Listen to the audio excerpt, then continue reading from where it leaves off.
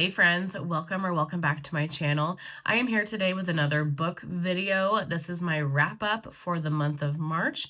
So I'm going to talk about the 6 books, is that right? 1, 2, 3, 4, 5, 6 books that I read during the month of March. What I thought about them, as spoiler free as I possibly can. I really don't like watching videos where somebody is describing a book and they say too much. So I try my hardest to give you a general description so you can decide if you want to read it or not, but not give too much away about the plot and what happens, because that's the fun of reading, for you to discover that yourself. So hopefully I do an okay job at that. But spoiler free as I possibly can, as well as give you my ratings for the book. So I have 6 of them.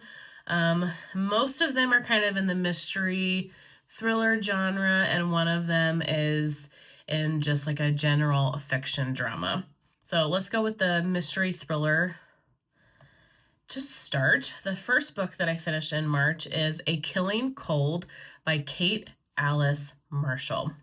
This is about a woman who doesn't know too much about her past. She was adopted and she doesn't really know who she is, from her childhood. She doesn't remember much about her past, or just has a general understanding of how she got to where she is today, kind of in a way, right? Where she came from.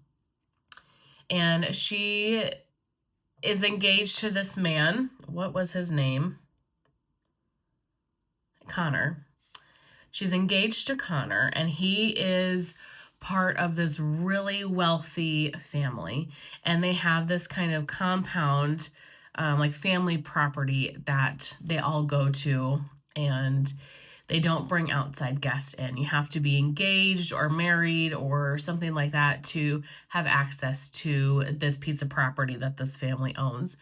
Well, he brings her there one time to meet his family and to kind of start integrating her, because they're engaged, they're going to get married. And while she's on the property, some kind of mysterious things start to happen. She finds a picture of herself as a child in one of the cabins. And why would they have a picture of her as a child? Do they know her from a previous life? Is there some connection there that she is not remembering? And so the story unfolds from there. You're trying to put the pieces together. Her name's Theo. Theo's trying to figure out who she is, how her family, or how her fiance's family might seem to know her. And is there anything nefarious behind that? Do people have good intentions? Do people not?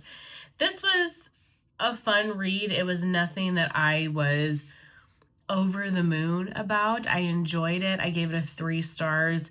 A good, fast-paced mystery thriller. If you're looking for a good winter thriller, this is set in kind of like a cabin in the mountains in the snow. So it definitely gives off a good, cozy, wintry vibe. And, I love reading those types of novels in the winter in particular. So I would recommend that if you're looking for something quick to read, especially during colder weather. The second book that I finished is The Business Trip by Jessie, Garcia. And I think this one is a relatively new book that just came out, so there hasn't been too many reviews on it yet. This was such a twisty novel, and I didn't even know where this book was going, which is why I liked it so much for the good majority of the time. So this is about a woman that is in an abusive relationship, and she flees. She puts on a disguise, she flees, and hops on a plane. At the same time, it's about another woman who is flying to go to a business conference. She works for a news station, and she's going to a business conference, and she is on the same flight as this woman that is fleeing this abusive relationship. Their lives kind of get intertwined, and then both of them disappear. And the story is told from other people's perspectives trying to figure out what happened to these women. I really liked the audiobook of this because every narrator had a different, or, you know, every character had a different narrator to it. And I really enjoy that because sometimes it's hard to separate who is speaking, especially if there are a lot of players in a novel and you're trying to keep them straight. To have their voices be so different was really helpful for me. I really liked probably 80% of this book because it was twisty. You didn't know what was going to happen. You didn't know who to trust, what to believe was going on. But the ending of this and kind of the way things wrapped up left me annoyed. I felt like it was a really weak ending. I felt like it was unbelievable.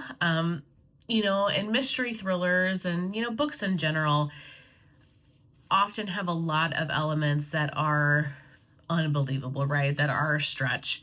And, you know, that makes them fun and kind of twisty and turny. But I do have to have like a foot in the reality that this even has a potential of happening. You know what I mean?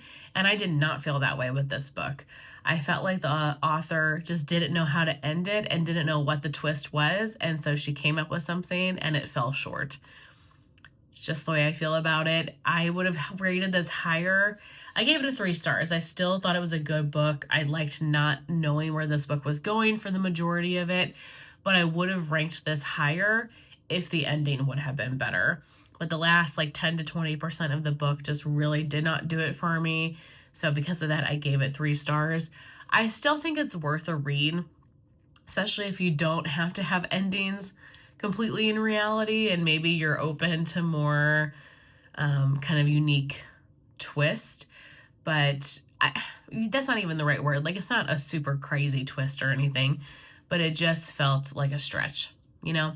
But if you are okay with that, or maybe that's something you would enjoy, I did really like this book, but just nothing to write home about per se. I feel like that's how most of my books are this month. There's one book that's a clear winner, but most of the books this month were like, meh, they were okay, but nothing to write home about. Next, I read Something in the Walls by Daisy Pearce. I also think this is a relatively new one as well. This is about a child psychologist named Mina. She doesn't have a lot of experience in the field. She's part of this kind of grief group. Her brother died when she was young, and she's still really grappling with that and has a lot of emotions around it. And she meets this family that wants her to come essentially live with them and try to figure out what's going on with the little girl that's in the family.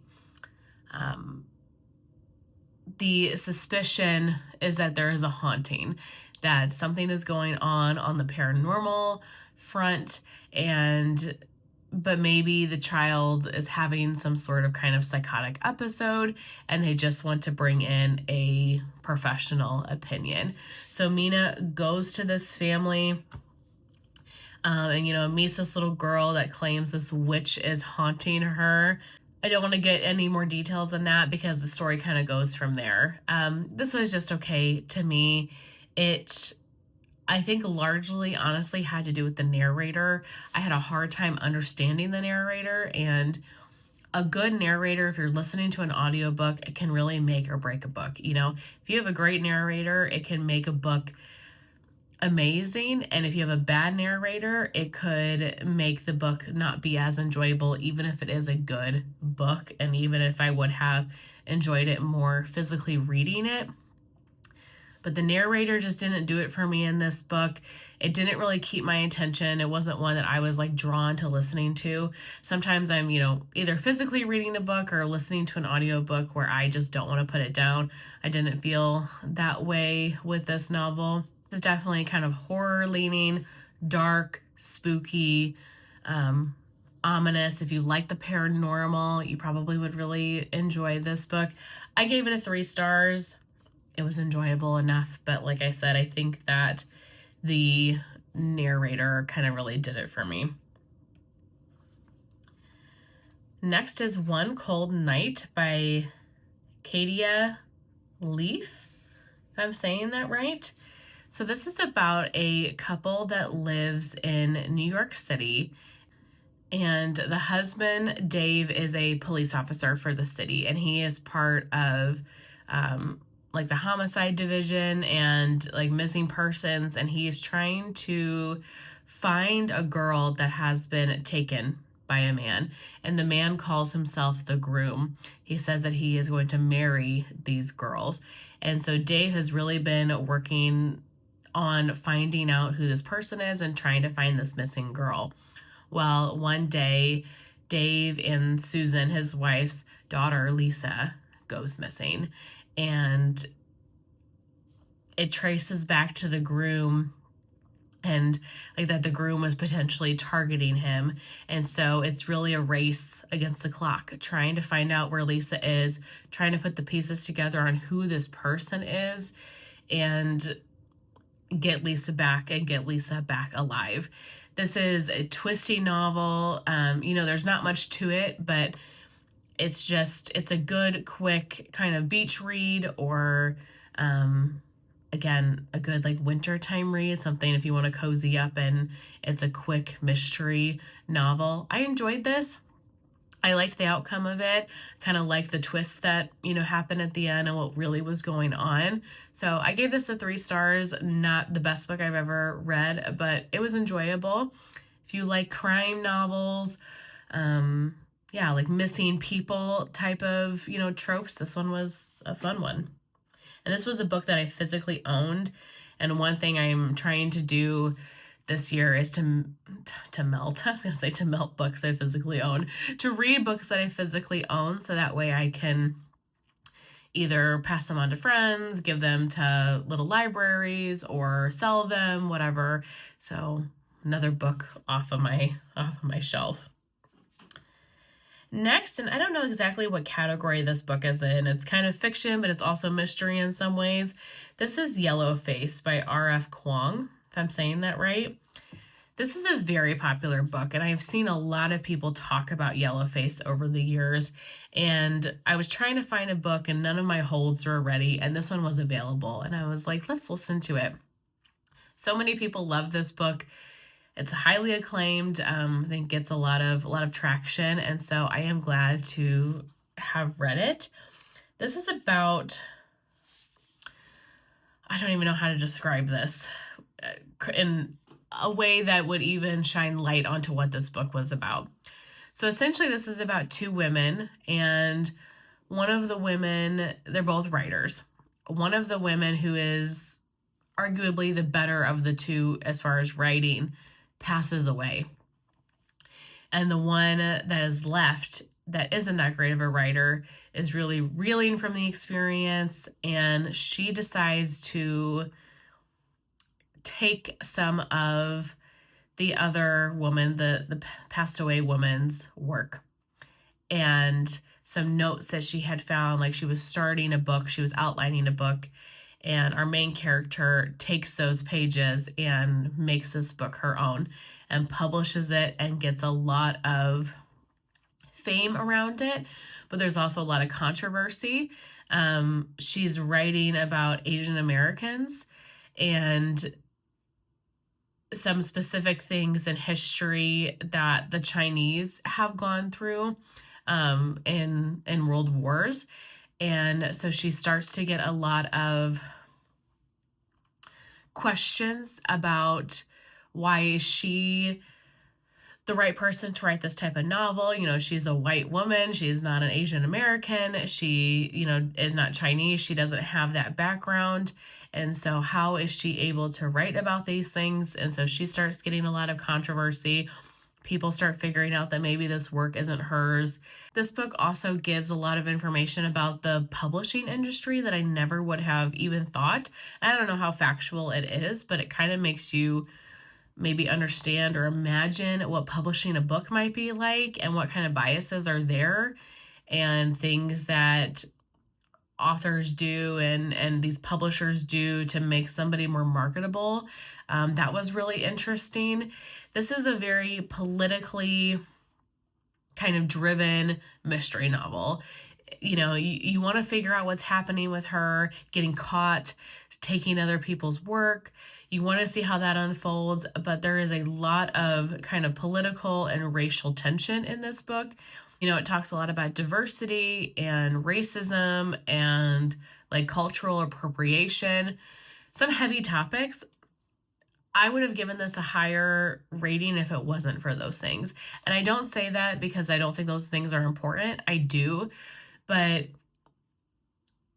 I don't want to get things political on this channel. Like, that is not my point. But things are so politically driven right now in our current state of the world that when I go and read a book, as good as this book was, like, I want to separate from that. Like, I go to read to have fun and relax and take my mind off of the craziness of the world.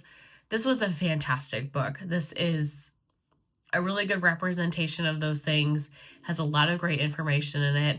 Me, just as somebody that wants to relax, I would not say that this is one of those books. This is one of those books that you read that really get you thinking about life and maybe broadening your horizons for things that you are not the most familiar with, topics you're not familiar with.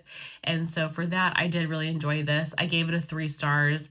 I flew through this book pretty quickly. And if you like those types of novels, or if you want a novel that really kind of broadens your worldview and just maybe makes you think, that Yellowface was really good, and I would recommend it. I don't know if this author has any more novels or not, but that's the one that is very... Oh, Babel. Okay. I've wanted to read Babel. I've heard amazing things about that. I did not realize this was the same author. Okay, so yeah, I definitely want to read more of her work. Okay, and then the last book that I read, so kind of a lean month, was definitely the best book of the month for me. And this was the book that we did for the March book club for Sense and Sentences.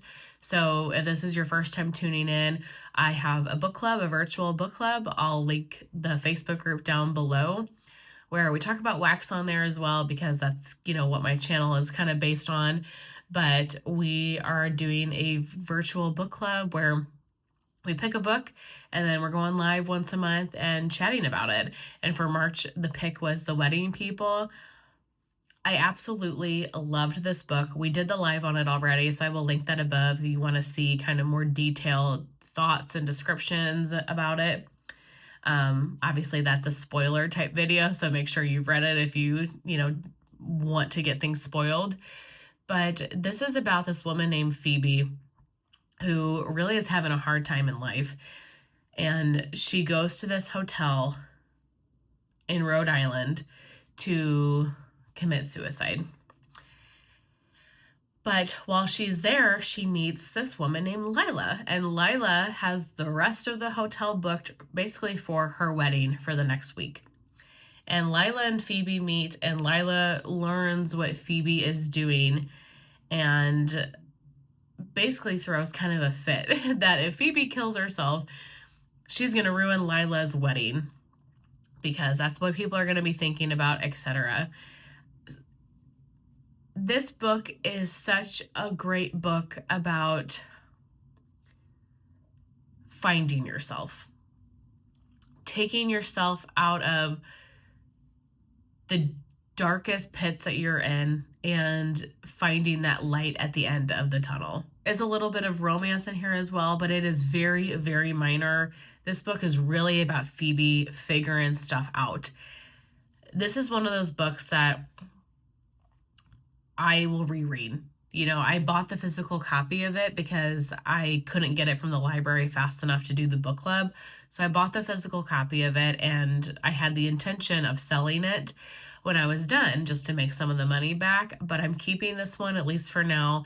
I want to do a reread of it.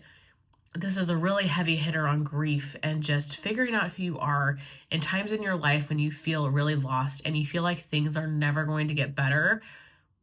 There's always a light at the end of the tunnel. And this book was just the most amazing depiction of that I have ever read. I loved Phoebe as a character. I loved the banter in this book. I loved how strong she became towards the end.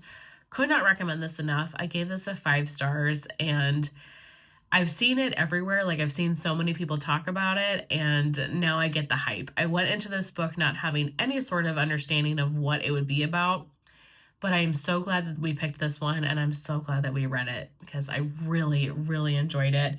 Definitely my favorite book of the month. But that is it. It's kind of a shorter month this month with 6 books. I'm wrapping up a book now. I was reading The Stand. I mentioned that in February, but I had to return it to the library, so I'm waiting for it to come back around again because that was a big book. So maybe I'll get that soon and I can continue reading The Stand. But that's everything I have to share with you guys today. I would love to know what your favorite book of the month was. I always like to get new recommendations. I hope you have a great rest of your day, and I will see you very soon in my next one. Bye.